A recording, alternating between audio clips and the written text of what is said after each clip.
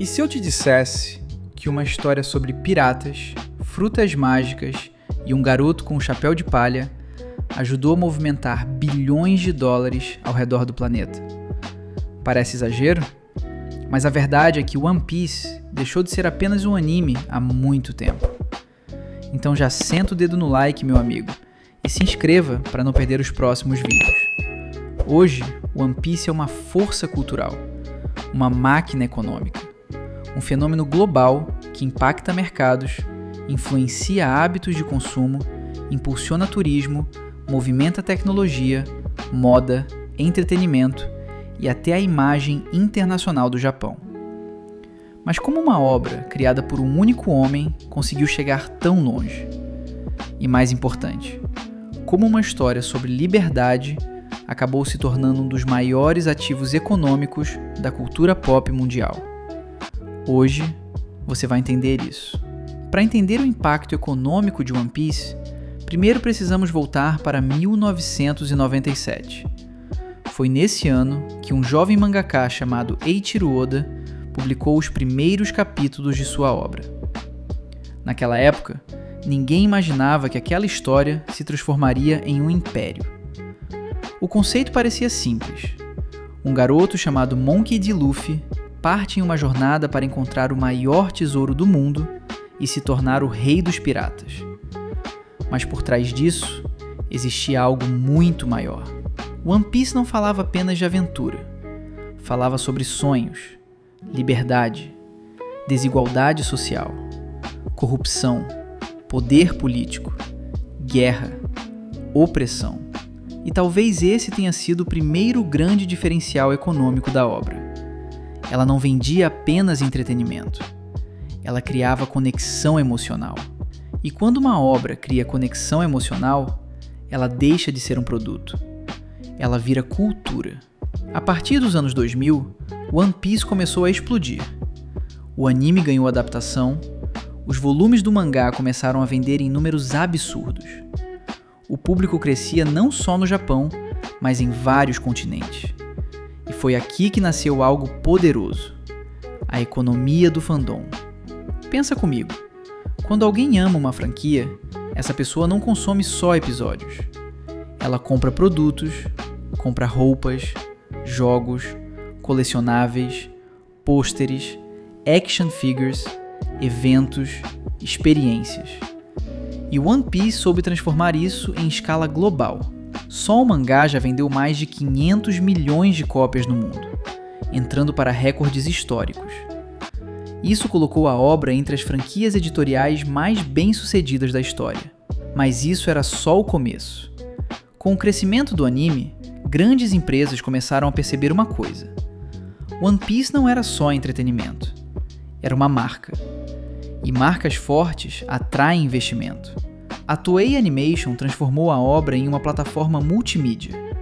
Vieram filmes, especiais, jogos para console, jogos mobile, produtos licenciados, parcerias com grandes marcas, eventos exclusivos, experiências presenciais. Cada novo lançamento criava um novo ciclo econômico. Novo hype, nova demanda, novas vendas. E aqui existe uma lógica muito poderosa. Enquanto muitas franquias vivem de nostalgia, One Piece vive de relevância contínua. Porque ele nunca parou. Ele sempre continuou expandindo seu universo. E isso mantém a economia girando. Agora vem uma parte que muita gente não conhece. One Piece não movimentou só a indústria do entretenimento. Ele também movimentou cidades reais. Na província de Kumamoto, terra natal de Oda, foram instaladas estátuas dos personagens. Isso atraiu fãs de várias partes do mundo. E quando fãs viajam, eles gastam com passagem, hotel, comida, souvenirs, transporte, comércio local. Ou seja, um anime começou a impactar a economia regional. Isso é o que especialistas chamam de soft power. Quando um país usa sua cultura para gerar influência econômica e diplomática. E o Japão domina isso como poucos. Anime, mangá, games, tecnologia, tudo isso constrói uma imagem poderosa no imaginário global. E o One Piece virou uma peça importante dessa estratégia. Com o crescimento do streaming, o alcance de One Piece explodiu ainda mais. Plataformas como Netflix começaram a investir pesado em adaptações, distribuição e expansão internacional. A série live action de One Piece se tornou um fenômeno global logo no lançamento, alcançando o top 1 em diversos países. Isso trouxe uma nova geração de fãs. Gente que nunca tinha assistido anime. Gente que nem sabia quem era Luffy. E isso significa uma coisa: novos consumidores, novas assinaturas, novos produtos, nova receita. A marca se renovou. E poucas franquias conseguem fazer isso depois de décadas. Mas o impacto não para por aí. One Piece influencia moda, cosplay, comunidades online, produção de conteúdo, influencers, eventos internacionais, até pessoas aprendendo japonês por causa do anime. Parece detalhe? Não é. Cada fã engajado gera microeconomias. Um criador faz vídeos, outro vende camisetas, outro faz arte, outro cria conteúdo no TikTok, outro abre loja geek, e assim uma obra cria um ecossistema inteiro. Talvez o maior impacto econômico de One Piece nem esteja no dinheiro, mas no modelo que ele criou. Oda mostrou que quando você cria algo autêntico, algo com alma, algo que conecta pessoas, o mercado vem depois. Porque pessoas não compram apenas produtos. Pessoas compram significado. Elas compram identidade. Elas compram pertencimento. E talvez seja por isso que, depois de tantos anos, One Piece continua crescendo.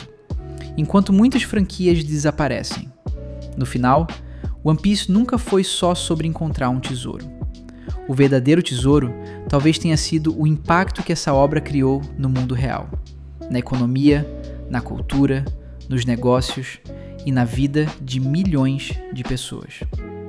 Agora eu quero saber, na sua opinião, qual obra impactou mais o mundo? One Piece, Naruto ou Dragon Ball? Comenta aqui embaixo porque eu quero ler sua visão. Então já deixa o meu abraço e até o próximo vídeo.